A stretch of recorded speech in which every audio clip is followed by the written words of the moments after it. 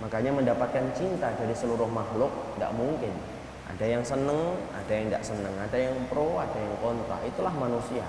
Sebagaimana bapak bersosialisasi di dalam rumah tangga, di dalam rukun tetangga. Ada tetangga yang cocok dengan bapak, ada tetangga yang tidak cocok dengan bapak. Karena apa? Itulah hakikat kehidupan manusia. Kita tidak akan pernah mampu membeli hati manusia. Hatinya manusia tidak bisa dibeli. Karena hatinya manusia itu miliknya Allah. Dan apa yang digenggam oleh Allah tidak bisa dibeli dengan dunia. Tetapi beda kalau kita mendapatkan cinta dari Allah. Cinta dari Allah justru bisa didapatkan dengan kita berusaha memantaskan diri kita dengan perbuatan-perbuatan yang dicintai oleh Allah, dengan perbuatan-perbuatan yang diridai oleh Allah. Maka seseorang akan dicintai oleh Allah, diridai oleh Allah ketika dia berusaha untuk mencari ridhonya Allah dan menjadikan ridhonya Allah menjadi obsesi terbesar dalam kehidupan. Makanya orang kalau sudah menetapkan cintanya pada tempat yang benar, maka dia menjadi orang yang paling ringan. Apapun yang dia temui, maka ketika dia kembalikan kepada ridhonya Allah akan menjadi ringan dan akan menjadi mudah. Karena apa? Cintanya makhluk mustahil kamu peroleh, tetapi cinta dari Allah mungkin untuk didapatkan, sebagaimana generasi para sahabat, generasi yang paling gemilang ketika mereka mendapatkan keridhaan dari Allah Subhanahu wa taala. Bahkan gelar mereka radhiyallahu anhu wa radu anhu. Bahkan Allah khusus menurunkan surat At-Taubah ayat yang ke-100, was-sabiqunal awwaluna minal muhajirin wal ansar walladzina tabauhum bi ihsan radhiyallahu anhum wa radu anhu. Bahkan kita mendapati bagaimana kalau kemudian Allah mengatakan orang-orang yang pertama kali dari kalangan muhajirin dan ansar yang masuk Islam, maka sesungguhnya mereka diridhoi oleh Allah dan mereka ridho menjadikan Allah Rabb bagi mereka. Perhatikan bahwasanya generasi para sahabat berhasil mendapatkan keridhaan dari Allah Subhanahu wa taala. Dan kalau kita melihat kepada personal para sahabat, ada kan di antara para sahabat yang mendapatkan kecintaan dari Allah langsung dikabarkan oleh Nabi sallallahu alaihi wasallam. Kayak Ali bin Abi Thalib. Ketika Ali bin Abi Thalib, insyaallah dalam perang Khaybar, ketika kemudian Nabi waktu malamnya berkata, "La'utiyanna hadhir rayah." Aku akan memberikan rayah. Rayah itu bendera untuk menjadi ciri khasnya pasukan Islam. Maka kemudian Rasulullah mengatakan, aku akan memberikan rayah ini kepada orang yang mencintai Allah dan dicintai oleh Allah. Maka seluruh para sahabat yang ikut dalam Khaybar, kemudian mereka berharap-harap merekalah yang akan diberikan rayah oleh Nabi sallallahu alaihi wasallam. Siapa yang akhirnya di pagi harinya diberikan oleh Nabi dengan rayah? Yang diberikan itu adalah Ali bin Abi Thalib. Justru saat itu Ali bin Abi Thalib malah tidak hadir, tidak nampak. Karena Ali bin Abi Thalib sedang sakit matanya. Didatangi Nabi, diruqyah matanya oleh Rasulullah, kemudian dengan izin Allah langsung sembuh. Lalu kemudian Rasulullah memberikan rayah. Dan Nabi mengatakan inilah orang yang dicintai oleh Allah dan Allah mencintainya. Insyaallah kita bayangkan, dicintai oleh Allah. Padahal Ali bin Abi Thalib, apakah kemudian semua itu kemudian mencintai Ali? Insyaallah. Ada orang-orang yang mereka itu hatinya kotor, ilmunya sesat, membenci Ali bin Abi Thalib.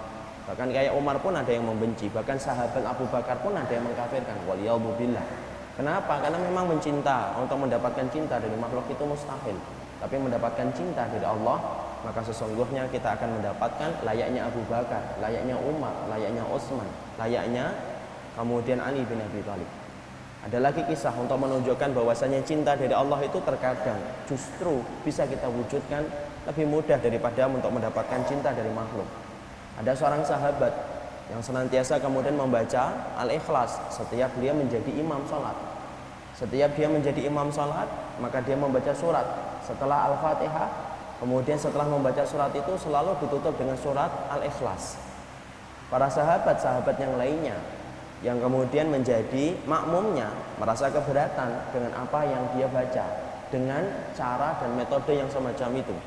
Mereka berkata kepada sahabat ini yang telah ditunjuk oleh Nabi, kamu kalau kemudian membaca setelah Al-Fatihah itu pilihlah surat satu saja. Kalau memang surat Al-Ikhlas, surat Al-Ikhlas saja. Kalau surat yang lainnya saja. Tidak usah kamu kemudian menggabungkan surat yang lainnya, lalu kamu gabungkan dengan surat Al-Ikhlas. Lalu kemudian sahabat tersebut berkata kepada para makmumnya yang menyatakan keberatan. Lalu dia berkata, beginilah cara aku mengimami kalian. Kalau kalian mau, maka silahkan teruskan, saya menjadi imam untuk kalian. Kalau tidak mau, maka tanyakan, maka kemudian pilihlah imam yang lain yang lebih kalian ridhoi. Maka kemudian para sahabat bingung mendapati persoalan ini menimpa kepada mereka. Falamma raja'u, ketika mereka pulang ke Madinah, maka mereka melaporkan kepada Nabi sallallahu alaihi wasallam. Ketika melaporkan kepada Nabi bahwasanya imam yang ditunjuk oleh Nabi di dalam safar sahabat-sahabat itu selalu melazimi surat Al-Ikhlas setelah surat yang lainnya habis membaca Al-Fatihah. Perhatikan Rasulullah kemudian bertanya kepada para sahabat, saluhu li ayyi syai'in yasna'u dzalika. Tanya sama dia, kenapa dia kok melakukan itu? Maka kemudian para sahabat bertanya kepada imam yang tadi di dalam safar dari seorang sahabat, kenapa kamu selalu melazimi untuk membaca surat Al-Ikhlas? Perhatikan jawabannya. Beliau kemudian mengatakan li'annaha sifatur rahman wa ana uhibbu an aqra'aha. Sesungguhnya di dalam surat Al-Ikhlas di dalamnya, dalam surat Al-Ikhlas di dalamnya itu kemudian ada sifat-sifat Allah. Wa ana uhibbu, dan saya senang an aqra'aha. Saya senang untuk membaca surat Al-Ikhlas tersebut, dan saya melazimi surat Al-Ikhlas di dalam setiap salat saya. Jawaban ini dibawa untuk kemudian disampaikan kepada Nabi. Perhatikan, Rasulullah SAW berkata, akhbiruhu, sampaikan ya kepadanya, innallaha yuhibbuhu, Allah itu telah mencintainya sebagaimana dia mencintai surat Al-Ikhlas. Insyaallah, cinta jadi Allah itu ternyata bisa didapatkan ketika bersungguh-sungguh, bermujahadah. Maka seseorang itu mendapatkan cinta dari Allah sebagaimana sebagian besar para sahabat mendapatkan surat cinta dari Allah, mendapatkan ridha dari Allah atas perbuatan yang mereka lakukan.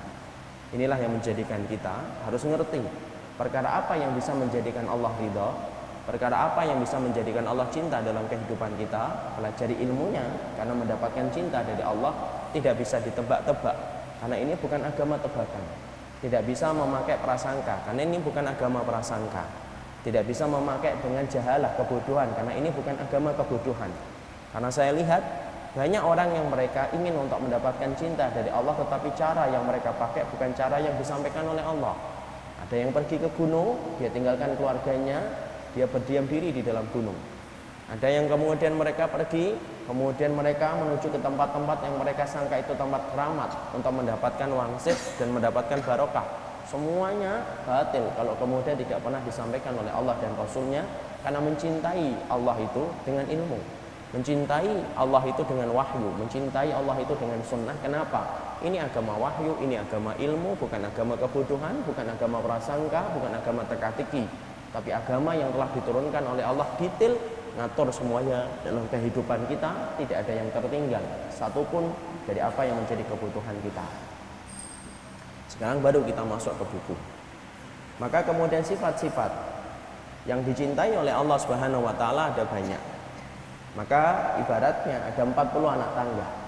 Anak tangga yang pertama saya akan menyampaikan dulu supaya kita kembali ingat ya, karena banyak sekali yang tidak membawa buku. Kalau tidak membawa buku ini cuma dua kemungkinannya, sudah hafal isi bukunya, atau yang kedua memang belum beli bukunya. Kelihatannya yang kedua belum beli bukunya. Maka yang pertama yaitu adalah anak tangga yang pertama yang menjadikan kita dicintai oleh Allah Subhanahu wa taala adalah taharah. Ya, jadi taharah merupakan salah satu anak tangga yang menjadikan kita dicintai oleh Allah. Jangan remehkan taharah, karena Allah tidak pernah meremehkan taharah, Allah tidak pernah meremehkan kesucian. Makanya sampai-sampai Pak, kita, saya tidak bicarakan dalil, kita saja kalau meninggal dunia, perhatikan apa yang diperintahkan oleh Allah kepada keluarga yang ditinggalkan. Keluarga yang ditinggalkan memandikan mayit, memandikan jenazah, kemudian dikafani, disolati, dibawa ke liang lahat. Coba kalau kita pikir, apa faedahnya mayit untuk dimandikan? Toh dia itu akan ketemu dengan tanah, tempat yang kotor, tempat bersatunya tanah. Apa pentingnya untuk dimandikan sampai kemudian harus dimandikan? Tapi itulah karena Allah itu ridho. Karena anak tangga yang pertama yang menjadikan Allah ridho itu adalah masalah kesucian. Makanya sampai-sampai ketika Allah sebelum menurunkan kitab Taurat kepada Nabi Musa, perhatikan dalam surat Toha, Allah mengatakan apa? Fakhla'na 'alaika innaka bil wadil muqaddas tuwa. Musa, lepaskan dulu sandalmu. Sesungguhnya kamu berada pada tebing yang disucikan. baru Allah turunkan Taurat. Allah ajarin dulu akhlak. Sebelum Allah turunkan Taurat kepada Nabi Musa, Allah ajarkan dulu akhlak kepada Nabi Musa.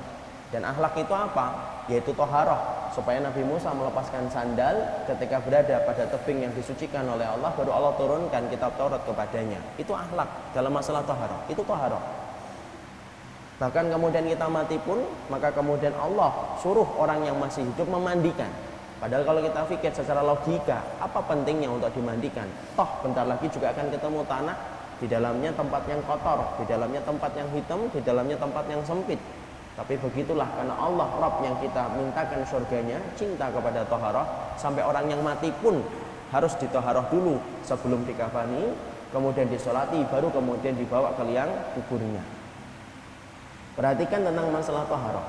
Sampai-sampai Allah itu tidak suka sama seseorang yang apabila mereka di dalam toharoh, di dalam mereka itu mencampuri keluarganya, lalu kemudian tidak bergegas di dalam mereka itu toharoh.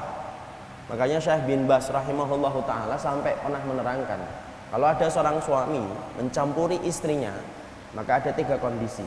1, kondisi afdal. 2, kondisi sunnah. 3, kondisi asim. Apa itu? Yang pertama, kondisi afdal. Kondisi afdal itu apa? Yaitu adalah orang yang habis mencampuri istrinya, maka dia cepat langsung untuk mandi, tidak menunggu waktu pagi. Kalau mencampurinya di waktu malam. Kenapa? Karena orang yang semacam ini dicintai oleh Allah. Allah tidak suka lalu lama mendapati orang itu junub. Makanya Syekh bin Baz mengatakan yang afdal langsung mandi. Dingin Ustaz. Ya. Kalau tahu dingin ya diatur waktunya supaya kemudian bisa mandinya benar. Tapi yang jelas afdalnya malam. Kemudian kondisi yang kedua yang lebih rendah, kondisinya apa? Mustahabbah, sunnah. Sunnahnya itu apa? Wudu. Sebelum ngomong sebentar, sebelum makan sebentar, wudu dulu. Maka kemudian mandinya nanti ketika subuh, kalau mencampurinya di waktu malam. Ada kondisi yang ketiga, kondisinya asim. Apa itu kondisi asim? Berdosa. Siapa yang berdosa? Mereka yang mencampuri keluarganya di waktu malam, kemudian suaminya tidur, istrinya tidur, malam tersebut dia lewati dalam keadaan junub, paginya baru kemudian mereka mandi. Insya Allah. Kenapa mereka berdosa? Syekh bin Baz mengatakan, bagaimana dia rela mendapati dirinya junub padahal Rabb yang dia sembah sangat mencintai tentang perkara toharoh. Makanya Masya Allah Pak, toharoh itu sampai tidur pun Allah bedakan antara toharoh dengan orang yang tidak toharoh, tidur. Makanya Masya Allah dalam riwayat yang disampaikan dari Amr bin As radhiyallahu anhu, yang dinukil oleh Imam Ibnu Qudamah dalam kitabnya Mukhtasar Minhajul Qasidin, Rasulullah berkata, setiap manusia ketika tidur dicabut ruhnya oleh Allah. Semuanya, kayak tadi malam kita ini dicabut ruhnya oleh Allah. Semuanya naik ke arasnya Allah. Ada yang dekat dengan arasnya Allah, ada yang jauh dari arasnya Allah. Siapa yang paling dekat dengan arasnya Allah? Orang yang bersujud, orang yang kemudian bersuci sebelum tidur. Siapa yang paling jauh dari arasnya Allah? Orang yang paling jauh dari arasnya Allah, yaitu adalah mereka yang ketika tidur maka mereka tidak bersuci. Allah bedakan. Bahkan ketika mereka sujud di dekat arasnya Allah, Allah bedakan. Padahal kalau kita perhatikan, itu dalam keadaan tidak sadar. Makanya Masya Allah dalam keadaan sadar. Misalkan ada 2 ikhwan jalan, yang satu suci, yang satu tidak suci. Yang satu suci karena dia tahu Allah mencintai taharah, dia jalan. Temannya dalam keadaan habis kentut, habis kencing, tidak kemudian taharah. Jalan bareng-bareng, sama-sama ikhlas. Mana yang lebih disukai oleh Allah? Yang jalan dalam keadaan taharah lebih dicintai oleh Allah daripada yang jalan tidak dalam keadaan taharah. Makanya Masya Allah, membiasakan diri kita di dalam taharah merupakan anak tangga yang pertama sebelum kita menapak kepada 40 anak tangga berikutnya di dalam mendapatkan cinta dari Allah Subhanahu wa taala. Yang kedua yang sudah kita pelajari, orang yang bertaubat. Orang yang bertaubat, orang yang dicintai oleh Allah Subhanahu wa taala. Kita paham ya, Bapak? Allah itu memberikan 4 sungai. Kata Imam Ibnu Qayyim, 4 sungai. Barang siapa yang diberikan oleh Allah 3 sungai di dunia, dia tidak akan mendapatkan sungai di akhirat. Tapi barang siapa yang tidak mendapatkan 3 sungai di dunia, maka dia akan mendapatkan sungai yang paling mengerikan, yaitu sungai di akhirat. Apa itu 4 sungai? Yang pertama, taubatan nasuha. Kalau Allah kemudian cinta kepada hambanya, Allah memberikan 3 sungai. Salah satunya, yang pertama apa sungai itu? Sungai taubatan nasuha. Kenapa? Supaya hamba ketika dia berdosa, diberikan oleh Allah sungai taubatan nasuha, dia membersihkan dirinya, dia mandi, dia membersihkan kotorannya, nanti ketika balik bersih, sehingga kemudian dalam keadaan tidak perlu lagi dibersihkan dan tidak perlu lagi untuk disucikan. Sungai yang kedua yaitu adalah sungai kebaikan.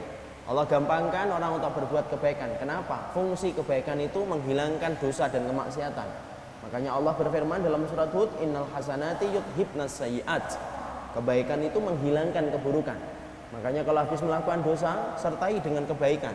Niatkan kebaikan ini untuk menghapuskan dosa-dosa kita atas kelalaian kita dalam ibadah-ibadah yang sebelumnya.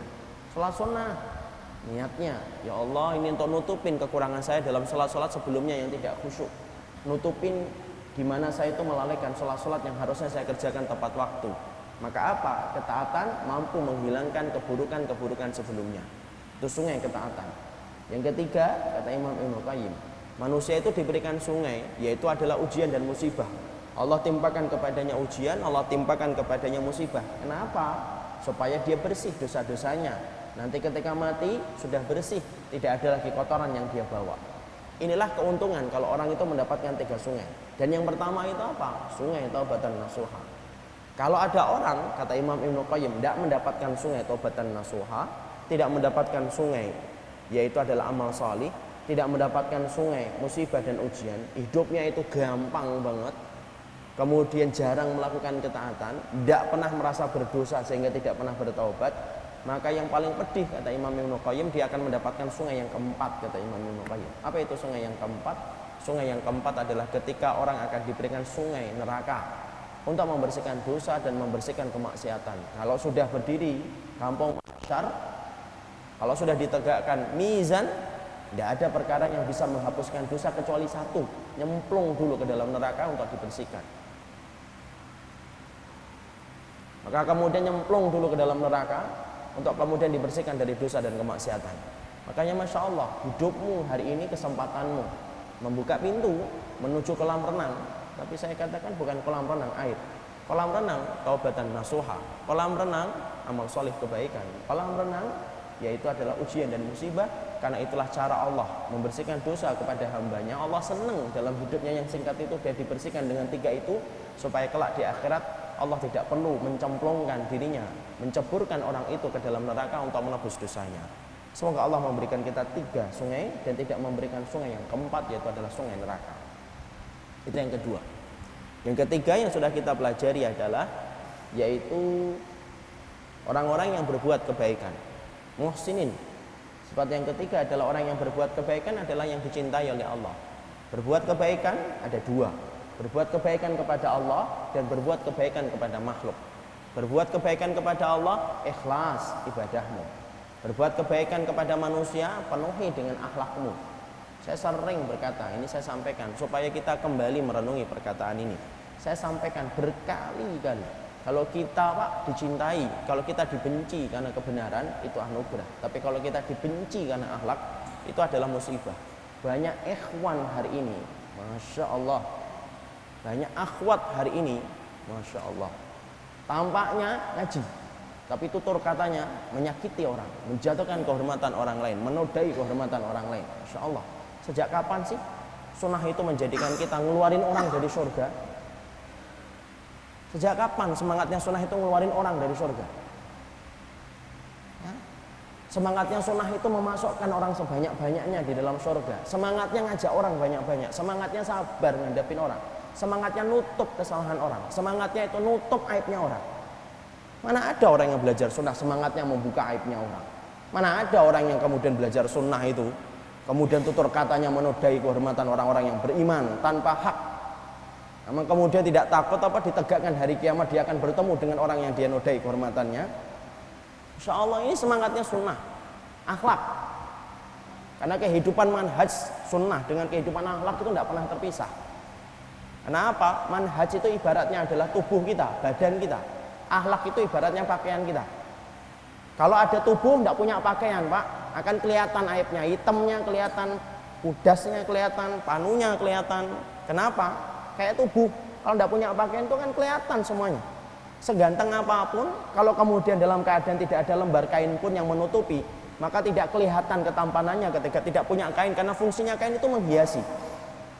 Akhlak itu kayak pakaian. Akhlak itu kayak pakaian. Dimana kemudian akhlak itulah yang menghiasi tubuh kita. Tapi kalau ada orang yang punya akhlak, tidak punya manhaj yang benar, rusak. Buat apa pakaian tanpa tubuh? Hanya kemudian digantung untuk kemudian dipajang, tapi tidak pernah menghiasi apapun. Tidak pernah terpisah. Karena apa? Itulah berbuat kebaikan. Ingat Pak, setan kalau mendapati orang sudah sibuk ngaji, setan ngerti orang ini tidak bisa lagi digoda dengan ulang tahun, orang ini tidak bisa lagi digoda dengan perkara-perkara dosa yang kemudian sering dilakukan oleh orang yang belum paham. Tapi setan itu tidak pernah putus asa untuk membuka celah dosa yang lainnya. Apa celah dosa yang lainnya? Yaitu adalah bagaimana kemudian dia merasa merendahkan orang lain, menghina orang lain dengan amalan yang telah dia lakukan. Dia merasa bahwasanya dia lebih suci dan lebih baik di hadapan Allah daripada yang lainnya. Ini ngerusak. Ini akan merusak amal ibadah kita. Ya? Makanya kemudian yang ketiga, berbuat baik. Yang keempat, yaitu adalah mengikuti syariat. Yang keempat adalah mengikuti syariat. Kemudian yang kelima, yaitu adalah bertakwa. Yang kelima, orang yang bersabar. Yang kelima adalah orang yang bersabar. Nah, sekarang kita bahas yang keenam. Anda juga bisa mengunjungi Facebook kami di facebook.com/amanahinsanmadani atau bisa tonton kami di youtube.com/sahabatyamima dan follow Twitter kami di twitter.com/@sahabat_yamima. Sahabat Yamima, peduli dan memahami.